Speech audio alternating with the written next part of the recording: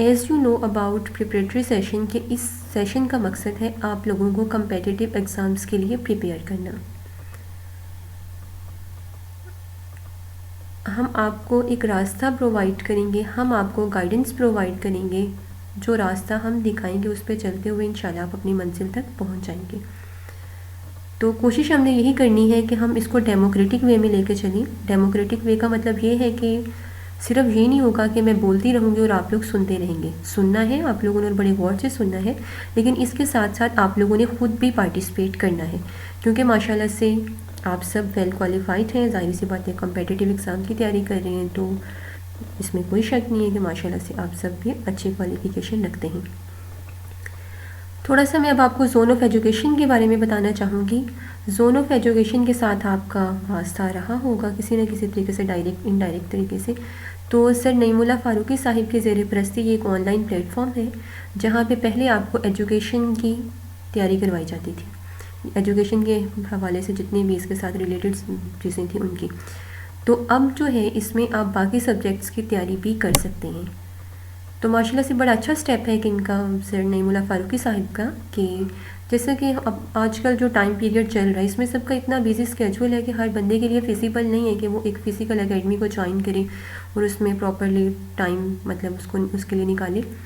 तो फिर ये बड़ा एक अच्छी चीज़ है कि आप ऑनलाइन, एक तो इस टाइम ऑलमोस्ट सभी लोग फ्री होते हैं, और दूसरा ये है कि फिर आपको रिकॉर्डेड लेक्चर्स मिल जाते हैं, आपको डाटा मिल जाता है, आपको गाइडेंस मिल जाती है और प्रॉपर पूरी क्लास की रिकॉर्डिंग जिसमें डिस्कशंस होती हैं। तो ये एक अच्छा एक वो है, स्टैंडर्ड का प्लेटफॉर्म है और बड़ी एफ़र्ट लगी है इसको बिल्ड करने में, इसको इस स्टैंडर्ड तक लेके आने में। सर नईमुल्लाह फ़ारूकी साहिब की दुआ है कि अल्लाह ताला मज़ीद कामयाबियों से इनको हमकिनार फरमाए।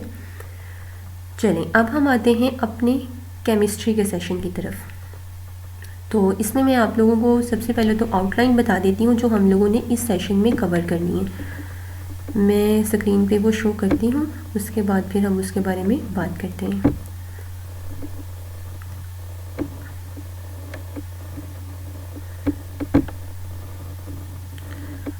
जी, तो ये है वो कोर्स आउटलाइन जो हमने इस केमिस्ट्री प्रिपरेशन सेशन के अंदर कंप्लीट करनी है। इसमें सबसे पहले हम पढ़ेंगे कुछ चैप्टर्स फिज़िकल केमिस्ट्री के, जिनमें है introduction to chemistry, atomic structure, states of matter, chemical equilibrium, surface chemistry, solutions, thermodynamics, reaction kinetics and catalysis, electrochemistry. इसके बाद हम आ जाएंगे इनऑर्गेनिक केमिस्ट्री पे। इनऑर्गेनिक केमिस्ट्री में हमने periodic table and periodicity of properties को स्टडी करना है, केमिकल बॉन्डिंग के बारे में, S block elements, P block element, D and F block element यानी ट्रांजिशन एलिमेंट्स, और एसिड बेस इक्विलिब्रियम। देन हम स्टडी करेंगे न्यूक्लियर केमिस्ट्री का एक चैप्टर जिसमें हम थॉरोली न्यूक्लियर केमिस्ट्री को देखेंगे। फिर आ जाएंगे ऑर्गेनिक केमिस्ट्री। ऑर्गेनिक केमिस्ट्री में हम general organic chemistry, GOC, aliphatic hydrocarbons, aromatic compounds, alcohol, ether, phenol, nitro compounds, carbonyl compounds, stereo isomerism, और जो बड़ी इंपॉर्टेंट चीज़ है ऑर्गेनिक केमिस्ट्री में बाय नेम रिएक्शंस, हम उनको स्टडी करेंगे। देन एनालिटिकल केमिस्ट्री का कुछ पोर्शन है जिसमें क्रोमेटोग्राफी मोस्ट इम्पॉर्टेंट, इसके अलावा spectroscopy and spectrometry, titration and its types, biochemistry. Biochemistry में हम फिर पॉलीमर्स वगैरह को भी स्टडी करेंगे, environmental chemistry and photochemistry, industrial chemistry. अच्छा, ये तो हो गई कंप्लीट। उसके बाद ना कुछ टॉपिक्स ऐसे हैं जो इन सारी ब्रांचेस के अंदर इंक्लूड नहीं होते, लेकिन वो पेपर के पॉइंट ऑफ व्यू से काफ़ी इंपॉर्टेंट हैं। जैसे कि आप सब ने भी दिए होंगे टेस्ट पिछले कुछ ना कुछ 2020 वाला या 2022 में जो हुआ है, तो ऑब्ज़र्व किया होगा आप लोगों ने भी कि पेरिसाइक्लिक रिएक्शन एक बड़ा इंपॉर्टेंट टॉपिक है, इसी तरह से रेट्रोसिंथेसिस। तो इस तरह की कुछ जो स्पेशल टॉपिक्स हैं फिर हम उनको भी इंक्लूड करेंगे। और प्रैक्टिकल पोर्शन जो कि बड़ी इंपॉर्टेंट चीज़ है इंटरव्यू के हवाले से भी, टेस्ट के हवाले से भी, तो वो पोर्शन भी हम कवर करेंगे। देन इसी पूरे प्रोसेस के अंदर हम स्ट्रेटजीज़ को लाजमी डिस्कस करेंगे कि कम्पिटिटिव एग्ज़ाम्स के लिए स्ट्रेटजी क्या होनी चाहिए। देखें, जो बंदा भी एमफिल या मास्टर डिग्री रखता है उसके पास नॉलेज है, और इन एग्ज़ाम्स के लिए जो लोग भी अप्लाई करते हैं तो ज़ाहिर सी बात है वो ये डिग्री तो रखते हैं, तो फिर डिफरेंस कहाँ पे आता है कि एक इंसान का हो जाता है और दूसरे का नहीं हो पाता। तो स्ट्रेटजीज बहुत मैटर करती हैं। हम स्ट्रेटजीज को भी डिस्कस करेंगे और जनरल नॉलेज जो कि बड़ी इंपॉर्टेंट चीज़ है, 20 मार्क्स होते हैं इसके, तो थोड़ा बहुत हम इनको भी साथ साथ देखते रहेंगे। इसके बाद है रिकमेंडेड बुक्स। देखिए आपके पास ना बुक्स होनी चाहिए कुछ ना कुछ लाजमी, लेकिन बुक्स का बहुत ज़्यादा पलंदा इकट्ठा इस तरह से नहीं कर लेना कि फिर आप उनको स्टडी ना कर पाए। और फिर ये भी एक टेंशन होती है कि जब आपके पास बहुत सारी बुक्स होती है ना, फिर आपको समझ नहीं आ रही होती कि हम किसको पढ़ें किसको ना पढ़ें, तो वो एक कन्फ्यूजन, एक मेंटल कन्फ्यूजन में होते हैं आप लोग। तो आप लोग कोशिश करें कि जो भी बुक्स आपके पास हैं आप उनको एक तो स्टडी लाजमी करें। मैंने यहाँ पे कुछ बुक्स रेकमेंड की हैं और ये अच्छी बुक्स हैं। अगर आप लोग ये आपके पास और भी कुछ ना कुछ तो इनमें से होंगी पहले से, अगर नहीं है तो आप एक दो इनमें से लाजमी परचेज़ कर लें। हर सब्जेक्ट मतलब हर ब्रांच की एक एक दो दो बुक्स, यानी फ़िज़िकल की एक दो बुक्स आपके पास होनी चाहिए, इनऑर्गेनिक की होनी चाहिए, ऑर्गेनिक की होनी चाहिए। तो एफएससी पार्ट 1 और 2 की केमिस्ट्री आप लोगों ने लाजमी अपने पास रखनी है। टेक्स्ट बुक हो तो भी बहुत अच्छी बात है। इसके साथ साथ अगर आपके पास स्कॉलर सीरीज़ हो तो वो बहुत अच्छी बुक है, कॉन्सेप्चुअल बुक है। Textbook of physical chemistry for BSc and BS by Haq Nawaz Bhatti sahib, physical chemistry by BS Bahl, और inorganic chemistry by GD Tuli, और inorganic chemistry bye Ghulam Rasool Chaudhary. अगर ये है तो भी ठीक है, अगर कारवान की इनऑर्गेनिक केमिस्ट्री है तो भी ठीक है। Organic chemistry for BSc by doctor Mohammad Yunus, guide book to mechanism in organic chemistry by Peter जाइस। ये भी बहुत बड़ी अच्छी बुक है मैकेनिज्म्स अगर आप स्टडी करना चाहते हैं। कारवान की ऑर्गेनिक केमिस्ट्री है तो भी ठीक है, या फिर गुलाम रसूल चौधरी साहब की अगर आपके पास है ऑर्गेनिक केमिस्ट्री की बुक तो भी ठीक है। टेस्ट योर केमिस्ट्री ये लाजमी ले लें। इसमें ना बड़ी बेसिक सी बातें बताई हुई हैं, लेकिन जब आपको बेसिक क्लैरिटी होती है ना तो फिर आपको चीज़ों को रिलेट करना ज़रा आसान हो जाता है। एमसीक्यूज़ प्रैक्टिस के लिए आप लोगों ने पंजाब पब्लिक सर्विस कमीशन की सीरीज़ है डॉक्टर ज़फ़र अहमद चौधरी और मोहम्मद सुहेल भट्टी साहिब की, अच्छी बुक है, ये परचेज़ कर लें। और प्रैक्टिकल के लिए आप लोगों ने चलाने की प्रैक्टिकल की नोटबुक्स परचेज़ कर लेनी है, एफएससी लेवल के भी ले लें तो काफ़ी है। तो ये है कि आप लोगों ने बुक्स कौन कौन सी लेनी है। इसके बाद कुछ चीज़ें आप लोगों ने अपने माइंड में रखनी है जब आप लोग इस कम्पिटिटिव एग्ज़ाम्स के लिए तैयारी कर रहे होंगे। पहली बात तो ये आप लोगों ने अपने माइंड में रखनी है कि जो भी आप स्टडी कर रहे हैं वो कॉन्सेप्ट की क्लैरिटी के साथ करना है। देखिए एक चीज़ होती है कि हम स्टडी को टाइम बहुत देते हैं। आप अगर 10 घंटे भी स्टडी को टाइम दे रहे हैं ना और आप फोकस नहीं कर रहे तो वो 10 घंटे जो आपने दिए हैं वो पर्पसलेस है। अगर आप 3 घंटे भी देते हैं, फुल क्वालिटी टाइम देते हैं, क्वालिटी टाइम का मतलब है कि कंसंट्रेशन और फोकस के साथ देते हैं, तो वो बड़ा आपके लिए एक यूज़फुल रहेगा। तो आप लोगों ने अपने माइंड में ये चीज़ अच्छे से बिठा लेनी है कि चाहे हम स्टडी को टाइम कम दें लेकिन वो क्वालिटी टाइम होना चाहिए। सेकंड, जो प्रॉब्लम मुझे नज़र आई है इस यूथ की, जो हमारे इरा के यूथ है, मतलब जो आजकल के बच्चे हैं, आजकल के स्टूडेंट्स हैं, उनके अंदर एक चीज़ बड़ी कॉमन और ये बड़े ब्रिलियंट बच्चों के अंदर भी मैंने ऑब्ज़र्व की है, वो ये है कि हम लोग ना जब स्टडी कर रहे होते हैं किसी एक पॉइंट पे आके भी ना अगर हमें ये लगता है ना कि ये पॉइंट हमें क्लियर नहीं हुआ तो हम उसको इतना अपने माइंड में मेस्ड अप सी सिचुएशन बना लेते हैं ना कि हर पॉइंट को फिर हम उसी के साथ रिलेट करते हैं। देखिए तरीका ये होना चाहिए आपका कि अगर आपको एक पॉइंट क्लियर नहीं हुआ तो आप उसको नोट डाउन करें, आप उसको साइड पे रख लें। जब आप एक चैप्टर को कंप्लीट पढ़ते हैं ना तो 99% चांसेस तो यही है कि वो पॉइंट आगे आपको क्लियर हो जाते हैं कहीं ना कहीं। हम सब साइंस स्टूडेंट्स हैं, हमें ये बात पता है कि साइंस के अंदर तो मेनली चीज़ें इंटरलिंक्ड होती हैं, एक से दूसरी लिंक कर रही होती है। तो अपने माइंड को ना मेस्ड अप नहीं होने देना। अगर एक चीज़ एक पॉइंट पे क्लियर नहीं हुई तो लाजमी सी बात है कि वो अगले किसी ना किसी पॉइंट पे आपको क्लियर हो जाएगी। तो मेन अब जो बातें आज की इस सेशन से आपने अपने माइंड में रखनी है वो ये है, एक तो आप लोगों ने क्वालिटी टाइम देना है स्टडी को, यानी फुल कंसंट्रेशन और फोकस के साथ पढ़ना है। दूसरी बात आपने क्लैरिटी ऑफ कॉन्सेप्ट के साथ पढ़ना है कि जो भी आपने पढ़ा है वो आपको क्लियर होना चाहिए और बिला वजह अपने जहन को उलझाना नहीं है चीज़ों में। जितना ज़्यादा आप उलझते जाएंगे उतना ही डिफ़िकल्ट आपके लिए होता जाएगा। जो चीज़ें समझ नहीं आ रही होती, जो क्वेश्चंस होते हैं उनको साइड पे नोट डाउन किया करें। जब आप एक टॉपिक को कंप्लीट कर लेते हैं उसके बाद देखा करें कि अब उनमें से कौन कौन से क्वेश्चन क्लियर आपको नहीं हुए। उनको फिर फर्दर स्टडी करने की, उनको डिस्कस करने की ज़रूरत होती है आपको। ठीक है, चलें, ये तो हो गया कि आपने अपने माइंड में मेनली क्या रखना है। अब हम चलते हैं कि आज हमने क्या स्टडी करना है, तो वो मैं थोड़ा सा आपको बता देती हूँ। आज हम पढ़ेंगे बेसिक कॉन्सेप्ट्स ऑफ केमिस्ट्री के बारे में। एक मिनट में ये फाइल ओपन कर लूँ जी। ये स्क्रीन शो हो जाए फिर हम इनको एक्सप्लेन करते हैं।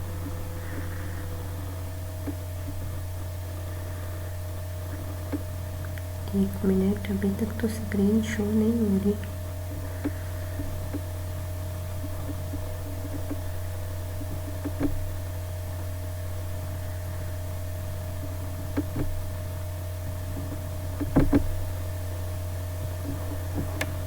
चलिए मैं ऐसा करती हूँ कि इसको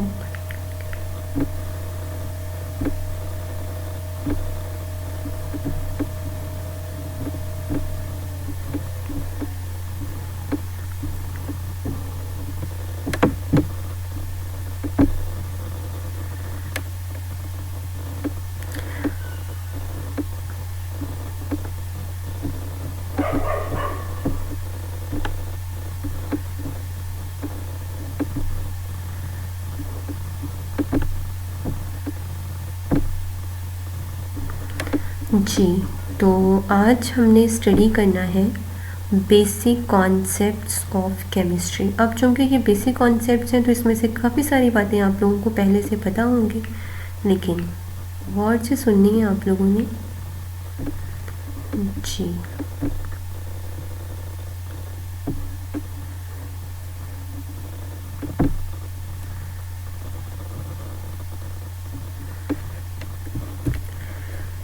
first of all, what is chemistry?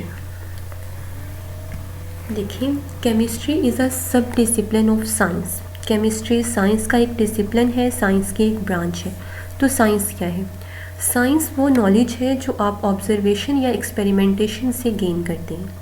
हम अपनी डेली लाइफ में बहुत कुछ ऑब्ज़र्व कर रहे होते हैं, फिर उन्हीं ऑब्जर्वेशंस पे जब हम एक्सपेरिमेंटेशन परफॉर्म करते हैं तो वो जो नॉलेज, जो मालूमात हमें मिलती हैं, वो सारी साइंस है। देखिए, ऑब्ज़र्व हम अपनी डेली लाइफ में बहुत कुछ कर रहे होते हैं, तो उन सबको हम इकट्ठा स्टडी नहीं कर सकते, तो अपनी आसानी के लिए हम साइंस को डिफरेंट ब्रांचेस में डिवाइड कर लेते हैं। जैसे फिज़िक्स है, केमिस्ट्री है, बायोलॉजी है। बायोलॉजी में हम लिविंग ऑर्गेनिजम्स को स्टडी करते हैं। फिज़िक्स के अंदर हम मैटर और एनर्जी के रिलेशनशिप को स्टडी करते हैं। इसी तरह से केमिस्ट्री के अंदर हम स्टडी करते हैं बेसिकली 4 चीज़ों को। वो 4 चीज़ें क्या हैं? किसी भी मैटर की कंपोजिशन, उसका स्ट्रक्चर, उसकी प्रॉपर्टीज़ और उसके केमिकल रिएक्शंस। क्या मतलब है इस बात का? जो भी मैटर है आपके पास, वो किसी न किसी चीज़ से मिलके बना होगा। अब उसके अंदर कौन कौन से एलिमेंट्स मौजूद हैं, ये उसकी कंपोजिशन है। उसके बाद अब वो जो एलिमेंट्स मौजूद हैं वो किस तरतीब से जुड़े हैं, ये उसका स्ट्रक्चर है। फिर उसकी प्रॉपर्टीज़ कौन सी हैं? प्रॉपर्टीज़ फिज़िकल भी होती हैं, केमिकल भी होती हैं, और उन्हीं केमिकल प्रॉपर्टीज़ को ही हम केमिकल रिएक्शंस में स्टडी करते हैं। तो केमिस्ट्री के अंदर बेसिकली ये 4 चीज़ें इंक्लूड होती हैं। अब ना अक्सर इंटरव्यू पैनल में जब आप उनके सामने अपीयर होते हैं तो वो बड़ा एक कॉमन सा क्वेश्चन है हमारे यहाँ। हाँ जी भाई, आप केमिस्ट्री आपने स्टडी की है, तो ज़रा बताएं कि केमिस्ट्री आपकी सिर्फ बुक्स में होती है या डेली लाइफ में भी आप कहीं उसको अप्लाई कर रहे होते हैं? तो केमिस्ट्री आप अपनी डेली लाइफ में हर जगह पे अप्लाई कर रहे होते हैं। इवन जो रिस्पायरेशन है, जो सांस लेने का प्रोसेस है, ये एक केमिस्ट्री है, एक केमिकल रिएक्शन है जिसमें हम ऑक्सीजन को इनहेल कर रहे होते हैं, कार्बन डाइऑक्साइड को एक्सहेल कर रहे होते हैं। इसी तरह से कुकिंग। अब कुकिंग में क्या है कि फूड वो कैसे बनी, मतलब अगर हमने प्लांट से भी हासिल की है तो उसका एक कंप्लीट प्रोसेस है, वो उसकी केमिस्ट्री है। उसके बाद जब आपने उसको बनाया यानी पकाया, उस दौरान आपने उसको हीट दी, उसमें क्या चेंजेस आए, ये एक केमिस्ट्री है। आपने उसको खाया, उसके बाद आपकी बॉडी में उसको कैसे डाइजेस्ट किया गया, ये एक पूरी केमिस्ट्री है। एक केमिकल प्रोसेसेस परफॉर्म किए जाते हैं इसके अंदर काफ़ी सारे। इसी तरह से क्लीनिंग। अब क्लीनिंग पर्पसेस के लिए हम क्या करते हैं, या सोप्स यूज़ करते हैं, डिटर्जेंट्स वगैरह यूज़ करते हैं। अब सोप्स की अपनी केमिस्ट्री है, कैसे बने, पूरा इंडस्ट्रियल प्रोसेस है। डिटर्जेंट्स क्या हैं, उनकी अपनी केमिस्ट्री है। और फिर वो क्लीनिंग एजेंट जो हम यूज़ करते हैं वो करते कैसे हैं क्लीनिंग, उनका एक्शन क्या है, उनका मैकेनिज्म क्या है काम करने का। तो अब वो एक पूरा केमिकल प्रोसेस होता है। इसी तरह से मेडिसिनल इंडस्ट्री पूरी की पूरी ऑर्गेनिक कंपाउंड्स पे बेस कर रही होती है।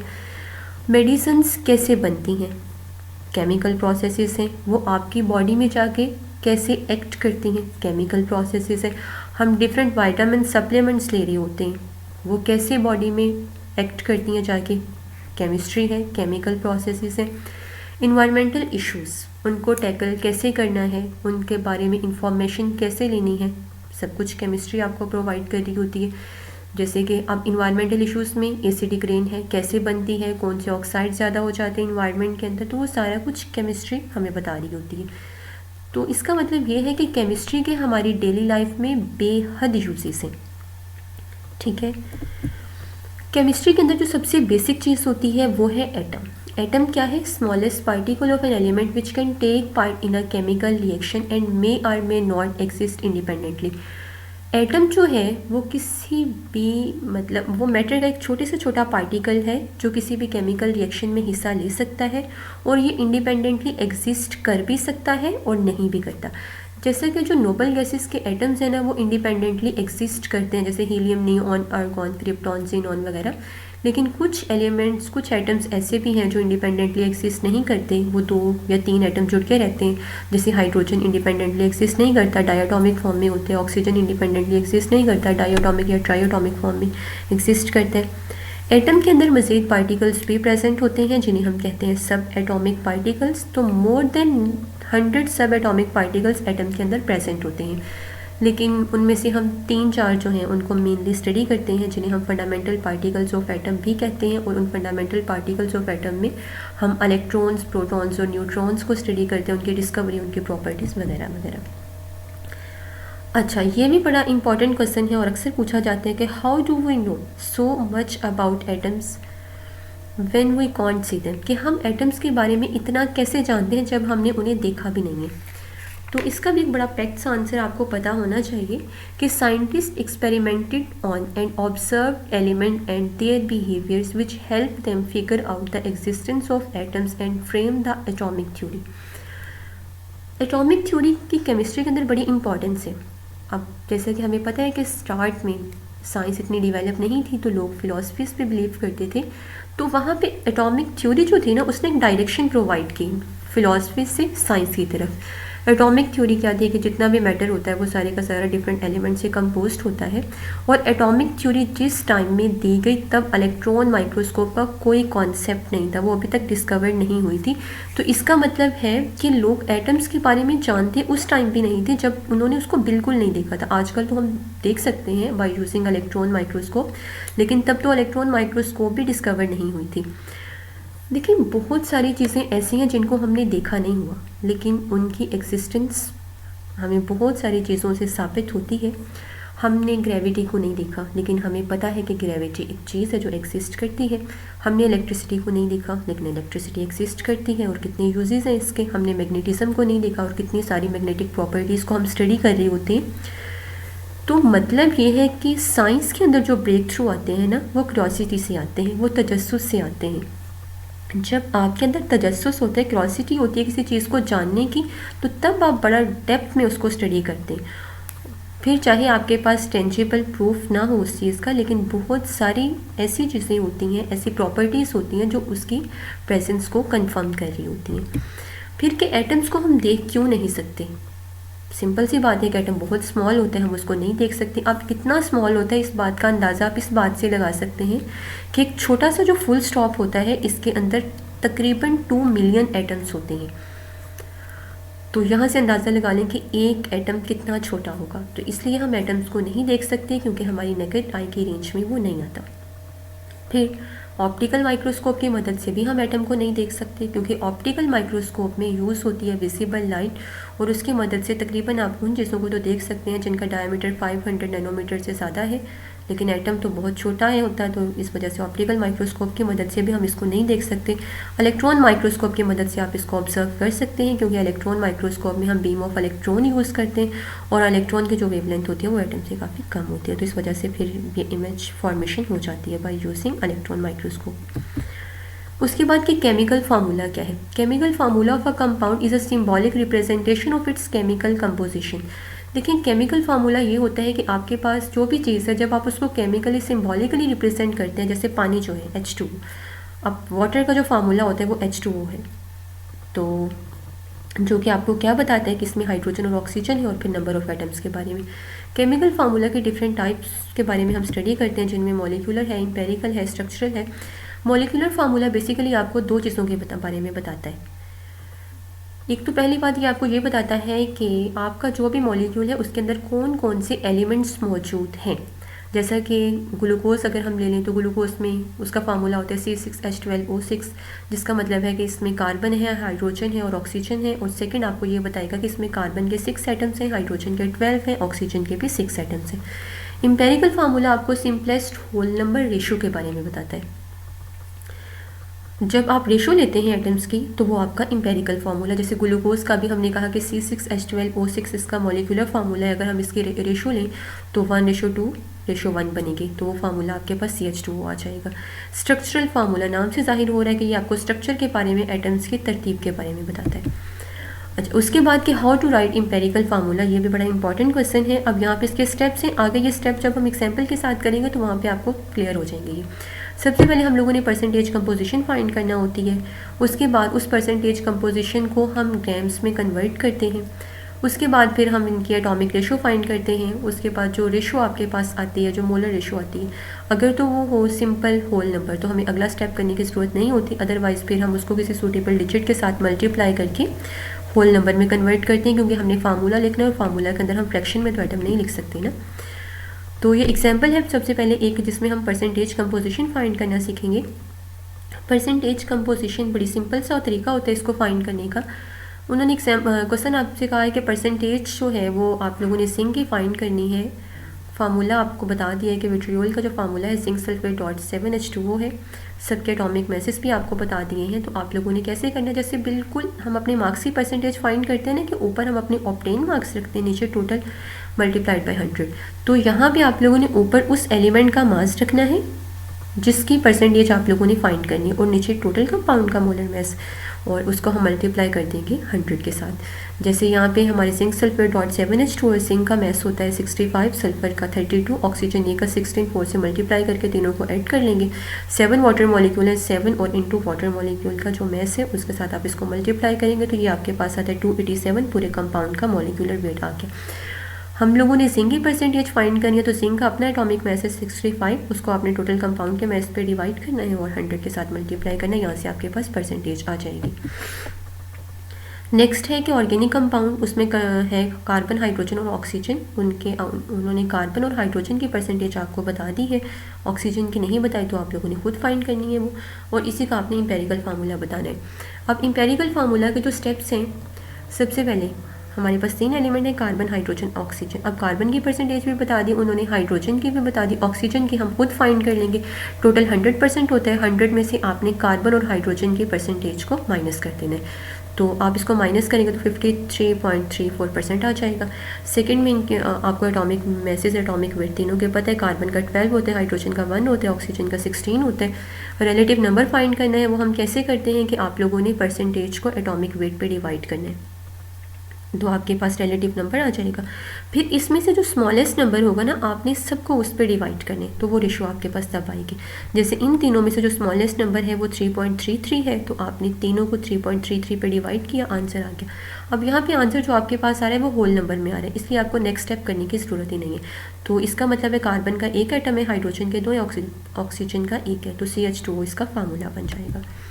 नेक्स्ट एग्जाम्पल भी ऐसे ही है, उसमें ऑर्गेनिक कंपाउंड, उसमें भी आपको कार्बन की परसेंटेज बता दी है, हाइड्रोजन की बता दी है, और आप लोगों ने इंपेरिकल फार्मूला ही फाइंड करना है।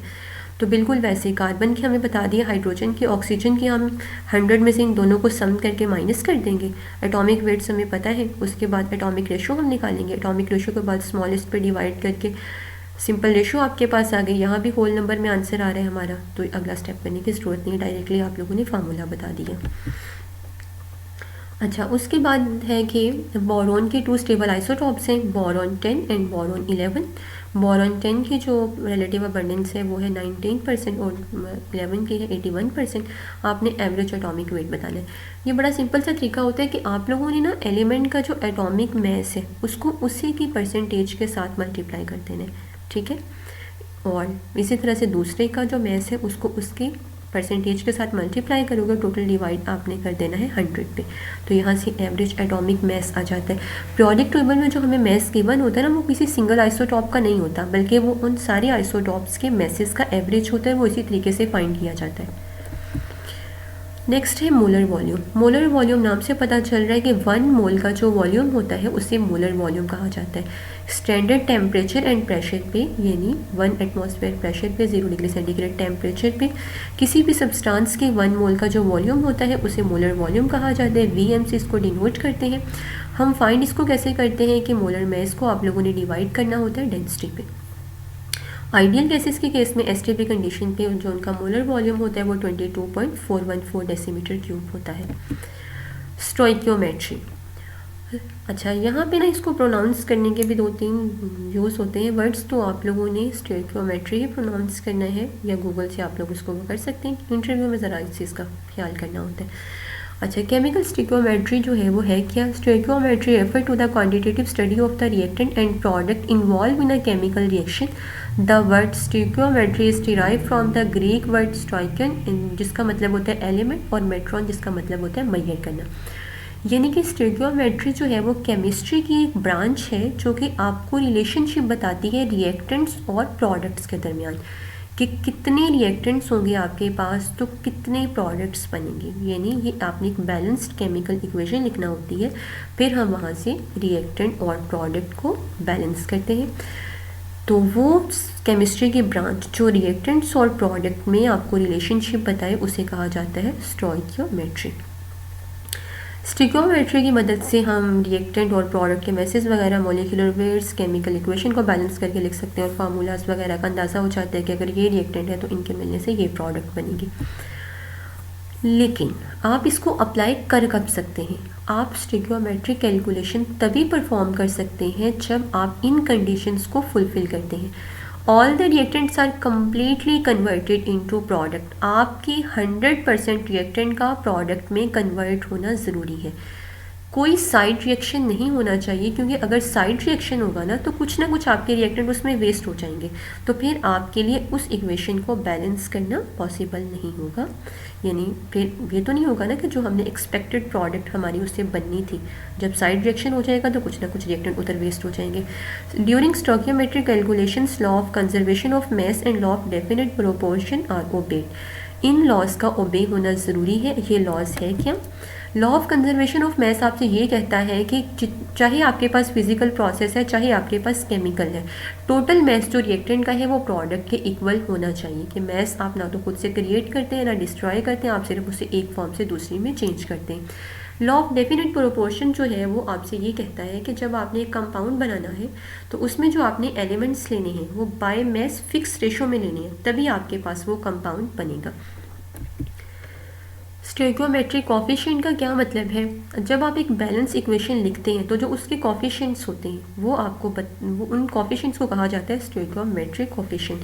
जैसे अगर आप इस स्लाइड के लास्ट में देखें ना, तो यहाँ पे है कि हमारे पास 3 मोल आयरन है और 4 मोल वाटर के साथ वो रिएक्ट कर रहा है, आयरन ऑक्साइड की फॉर्मेशन हो रही है, साथ में 4 मोल हाइड्रोजन जो है वो इवॉल्व हो रही है। तो यहाँ पे जो ये कॉफिशिएंट्स हैं, इनके जो नंबर ऑफ मोल्स हैं, इन्हें कहा जाता है stoichiometric coefficients. Balance reaction and mole ratio. Balance reaction जब आप लिख लेते हैं तो उसी से फिर आपको नंबर ऑफ मोल्स का भी आइडिया हो जाता है कि रिएक्टेंट के इतने मोल्स हैं हमारे पास और इससे प्रोडक्ट्स जो हैं वो इतने मोल्स बन रही हैं। ये जो हम स्टोइकियोमेट्री अप्लाई करते हैं इसके लिए हम एक केमिकल इक्वेशन लिखते हैं और उसी से सारा ये प्रोसीजर देख रही होती हैं। अब केमिकल रिएक्शन इक्वेशंस जो है ना वो कुछ चीज़ें हमें नहीं बता रही होती, मतलब एक लिहाज से ये स्टोइकियोमेट्री की ही लिमिटेशन बन जाती है कि केमिकल इक्वेशंस जो है ना वो आपको ये नहीं बता रही होती कि आपके रिएक्शन का रेट क्या होगा, आप जो रिएक्शन करवा रहे हैं उसके लिए नेसेसरी कंडीशंस क्या हैं, या ये भी नहीं बताती कि आपके रिएक्टेंट किस फिजिकल स्टेट में है, उनका कलर क्या है, ऑर्डर क्या है, वगैरह वगैरह। और जहाँ तक बात है लिखने की, तो हम इक्वेशन तो उन रिएक्शंस के लिए भी लिख सकते हैं जो एक्चुअल में एग्जिस्ट ही नहीं करते, तो इस लिहाज से ये एक ज़रा रियलिज़म से दूर प्रोसेस हो जाता है। उसके बाद है कि कैलकुलेट आप लोगों ने करना है, ये एक न्यूमेरिकल क्वेश्चन है, mass of sodium hydroxide required to make 500 ml of 0.10 molar solution. अच्छा, यहाँ पे उन्होंने आपको मोलर मैस सोडियम हाइड्रोक्साइड का, वैसे आपको सबको पता है कि 40 होता है, सोडियम का 23 होता है, ऑक्सीजन का 16 और हाइड्रोजन का 1। तो उसके बाद है कि वॉल्यूम उन्होंने आपको बता दिया मिलीलीटर में, आप इसको लीटर में कन्वर्ट कर सकते हैं। मोलैरिटी करना ज़रूरी है क्योंकि हमने मोलैरिटी वाला फार्मूला अप्लाई करना है। मोलैरिटी जो है उन्होंने आपको बता दी है, मोलैरिटी होती है, हमें पता है कि नंबर ऑफ मोल्स उसको divided by volume of solution in D M cube या लीटर्स। तो मोल्स का फार्मूला होता है मैस ओवर मोलर मैस, हमने मैस फाइंड करना है, इसी को आप फार्मूला को रीअरेंज करेंगे तो यहाँ से आपके पास मैस आ जाएगा ग्राम्स में। नेक्स्ट है कि आप लोगों को उन्होंने सॉल्यूशन बता दिया है कि how much volume of 11 molar hydrochloric acid has to be diluted with water to prepare 3 molar 400 millilitre HCl।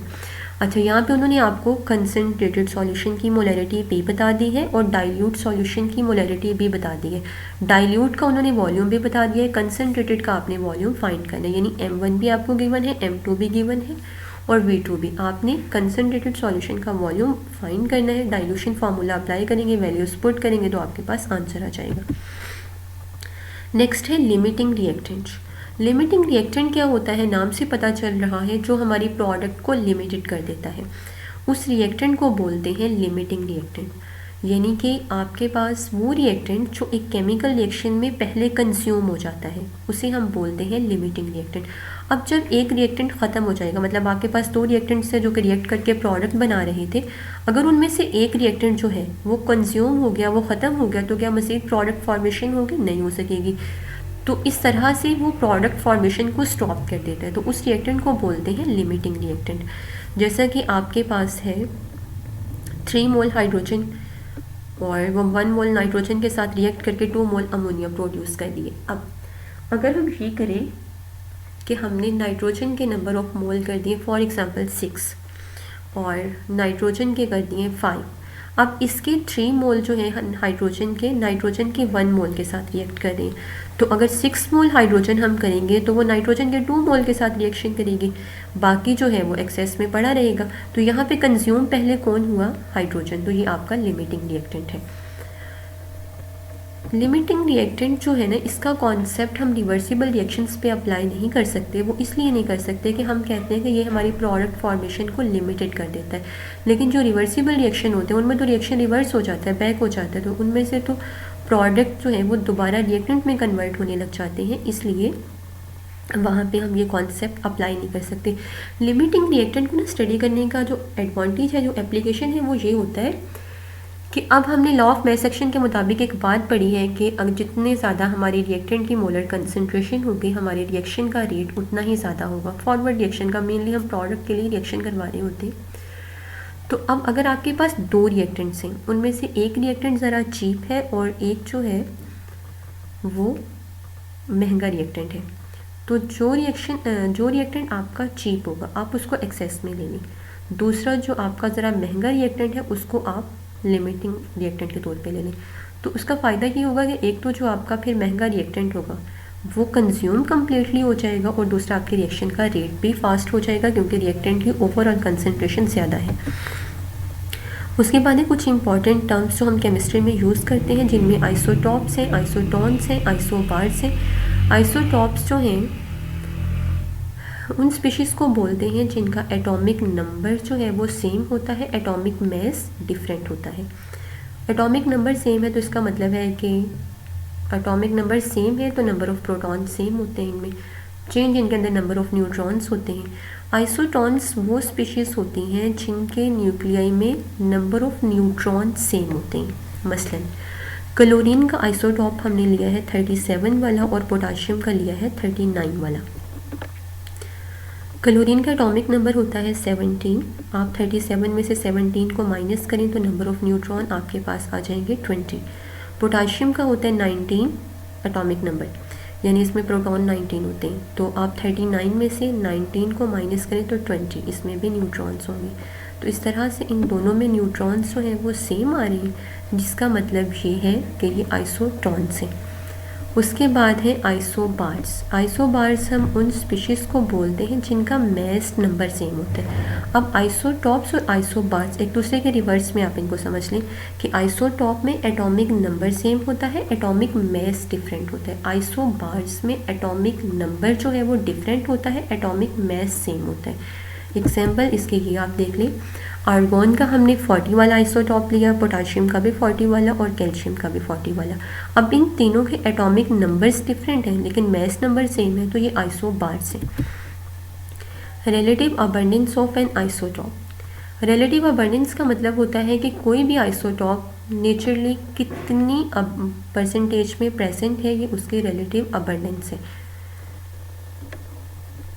Relative abundance जो है वो हम फाइंड आमतौर पे मैस स्पेक्ट्रोमेट्री की मदद से करते हैं। और हर किस मतलब ये नहीं होता कि अगर एक एलिमेंट के 3 आइसोटॉप्स हैं तो वो तीनों जो हैं वो नेचर के अंदर सेम परसेंटेज में प्रेजेंट होंगे। हो सकता है उनमें से एक बहुत अबंडेंट हो और दूसरों की कॉन्सेंट्रेशन काफ़ी कम हो। जैसे हाइड्रोजन के आइसोटॉप्स की अगर हम बात करें तो इसके 3 आइसोटॉप्स होते हैं mainly, protium, deuterium and tritium. तो इसमें से प्रोटियम जो है वो काफ़ी अबंडेंट होता है, 99.98% तकरीबन। और आमतौर पर जब हम हाइड्रोजन की बात करते हैं ना तो हमारा मकसद मोस्ट अबंडेंट आइसोटॉप ही होता है, जो कि इस केस में प्रोटियम है। हम कैसे फाइंड करते हैं रिलेटिव अबंडेंस ऑफ आइसोटॉप? आमतौर पे मैस स्पेक्ट्रोमेट्री की मदद से करते हैं। मैस स्पेक्ट्रोमेट्री एक टेक्निक है जिसमें हम सैंपल को सबसे पहले आयोनाइज करवाते हैं बीम ऑफ इलेक्ट्रॉन की मदद से। उसके बाद फिर इलेक्ट्रिक और मैग्नेटिक फील्ड अप्लाई करके उनको उनके मैस टू चार्ज रेशो के बेस पे सेपरेट कर लेते हैं।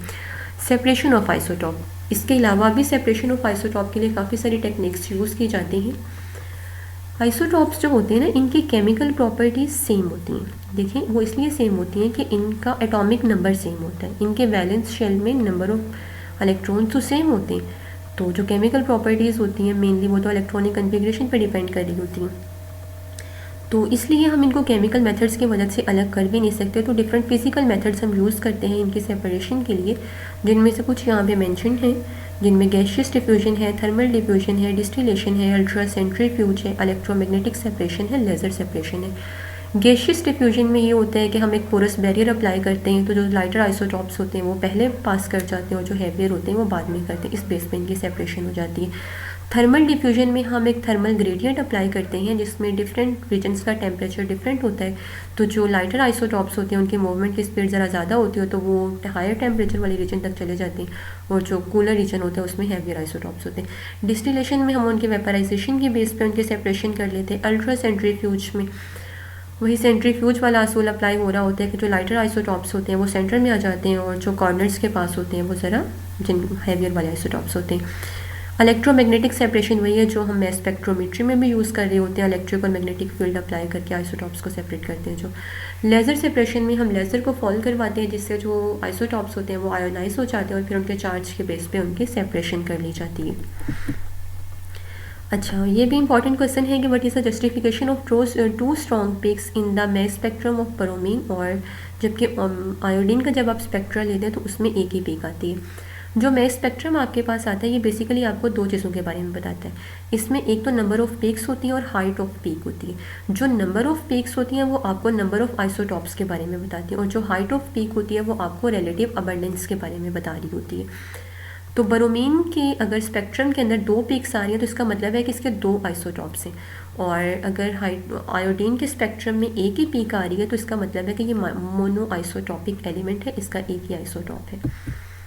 उसके बाद है आइसोडायफर्स। आइसोडायफर्स वो स्पीशीज़ होती हैं जिनका एटॉमिक नंबर और एटॉमिक मैस दोनों ही डिफरेंट होते हैं, लेकिन इनमें जो डिफरेंस होता है ना न्यूट्रॉन्स और प्रोटॉन्स में वो सेम होता है। मतलब क्या है बात करने का, मतलब ये है कि हमारे पास हमने दो एटम्स लिए हैं। एक हमने लिया यूरेनियम 92 238 इसका मैस नंबर है, और दूसरा थोरियम है आपके पास 90 एटॉमिक नंबर और 234 एटॉमिक मैस। अब इसमें अगर हम देखें ना यूरेनियम, आप लोगों ने करना ये है कि न्यूट्रॉन्स में से प्रोटॉन्स को माइनस करना है। अगर ये डिफरेंस सेम आई तो इसका मतलब होगा ये आइसोडायफर्स है। यूरेनियम के अंदर हमारे पास न्यूट्रॉन्स कितने हैं, 238 में से आप 92 माइनस करें तो आपके पास आंसर आएगा 146। ये न्यूट्रॉन्स हो गए, न्यूट्रॉन्स में से आपने प्रोटॉन्स माइनस करने, प्रोटॉन्स कितने 92 माइनस करेंगे आंसर आएगा 54। अब आ जाते हैं थोरियम पे। थोरियम में न्यूट्रॉन्स कितने हैं, 234 में से 90 माइनस 234 में से 90 माइनस करें तो 144 आंसर आएगा। उसमें से फिर आपने यानी न्यूट्रॉन्स में से प्रोटॉन माइनस करने हैं तो यहाँ भी 54 आंसर आ रहा है। इसका मतलब है ये दोनों स्पीशीज़ एक दूसरे के आइसोडायफर्स हैं। फिर है आइसो इलेक्ट्रॉनिक स्पीशीज़, नाम से पता चल रहा है आइसो का मतलब होता है सेम, जिनके पास नंबर ऑफ इलेक्ट्रॉन सेम होते हैं उन स्पीशीज़ को कहा जाता है आइसो इलेक्ट्रॉनिक स्पीशीज़। जैसे सोडियम का एटॉमिक नंबर 11 होता है, एक इलेक्ट्रॉन निकाल लिया तो 10 इलेक्ट्रॉन हैं इसके पास। फ्लोरीन का 9 होता है, एक इलेक्ट्रॉन हमने ऐड कर दिया, फ्लोराइड आइन बना तो इसके पास भी 10 इलेक्ट्रॉन हैं। तो इस तरह की जो स्पीशीज़ होती हैं जिनके पास नंबर ऑफ इलेक्ट्रॉन सेम हो उन्हें कहा जाता है आइसो इलेक्ट्रॉनिक स्पीशीज़। उसके बाद है डेंसिटी और स्पेसिफिक ग्रेविटी में क्या फ़र्क होता है। डेंसिटी जो है ना वो किसी भी मटेरियल की मैस पर यूनिट वॉल्यूम उसको हम डेंसिटी बोलते हैं, और ये मैस का यूनिट किलोग्राम आम लेते हैं हम आमतौर पे, और वॉल्यूम का मीटर क्यूब तो ये इसका यूनिट बनेगा किलोग्राम पर क्यूबिक मीटर। सिंबल इसका रॉ या पी हम यूज़ करते हैं। वैल्यू जो है एब्सोल्यूट होती है क्योंकि हम किसी के साथ कंपेयर नहीं कर रहे इसको, और हर मटेरियल जो होता है उसकी अपनी ख़ास डेंसिटी होती है।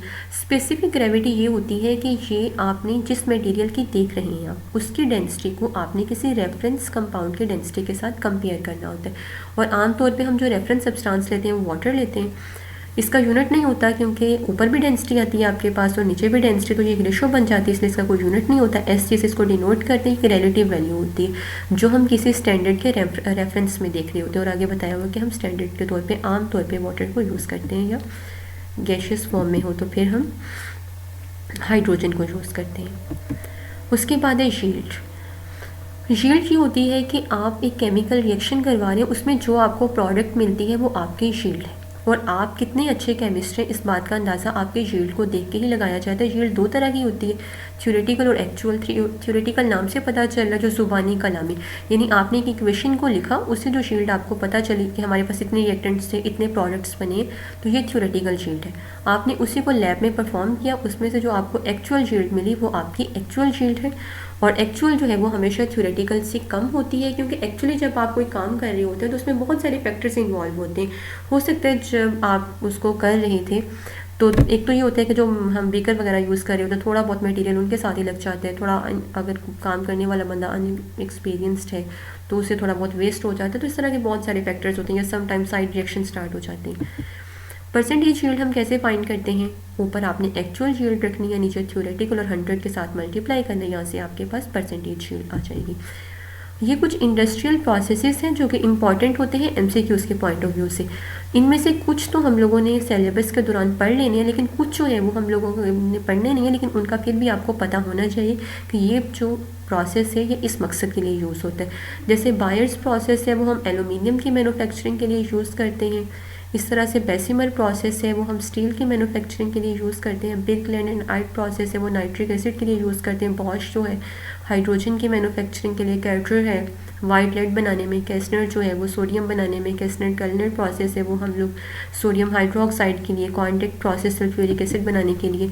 डाइकन प्रोसेस है क्लोरीन बनाने के लिए। ड्रॉ प्रोसेस होता है फिनोल के लिए। डाउन होता है सोडियम के लिए। हेबर होता है अमोनिया के लिए। हेसन क्लेवर होता है ब्लीचिंग पाउडर बनाने के लिए। हुक प्रोसेस होता है एल्यूमिनियम की प्योरीफिकेशन का। लेड चैम्बर भी सल्फ्यूरिक एसिड बनाने के लिए यूज़। लेब ब्लैंक प्रोसेस होता है पोटाशियम कार्बोनेट बनाने के लिए। एलडी प्रोसेस होता है स्टील बनाने के लिए। तो इस तरह से ये कुछ प्रोसेसेस हैं, ये किस मकसद के लिए यूज़ होते हैं ये आप लोगों ने देख लेने हैं। और लास्ट में हम थोड़ा सा अलॉयज़ के बारे में देख लेते हैं। अलॉय जो होता है वो होमोजीनियस मिक्सचर होता है मेटल का दूसरे मेटल के साथ या नॉन मेटल्स के साथ। तो ये कुछ अलॉयज़ और उनकी कंपोजिशन यहाँ पे बताइए। जैसे स्टील जो है उसमें कार्बन आयरन और निकल होता है। स्टेनलेस स्टील में क्रोमियम आयरन और निकल होता है। सोल्डर है ब्रॉन्ज है ब्रेस जिंकन मेटल जर्मन सिल्वर वगैरह वगैरह। तो ये कुछ अलॉयज़ और उनकी कंपोजिशन मेंशन है, ये आप लोगों ने एमसीक्यूज़ के हवाले से अपने माइंड में रखनी है। ये कुछ रिकमेंडेड बुक्स हैं जहाँ से आपने इस चैप्टर को कंप्लीट करना है। आप लोगों ने अब ये स्लाइड्स जो आप लोगों ने लेक्चर सुना है इसको सुनने के बाद एफएससी की बुक से आप लोगों ने थॉरोली इस चैप्टर को पढ़ना है। फिजिकल केमिस्ट्री फॉर बीएससी अगर आपके पास हक नवाज़ भट्टी साहब की पढ़ी है तो वहाँ से, या BS भाई वहाँ से। तो यहाँ से कंप्लीट आप लोगों ने इस चैप्टर को अच्छे तरीके से स्टडी करना है। गुड लक बच्चों, अल्लाह हाफिज़।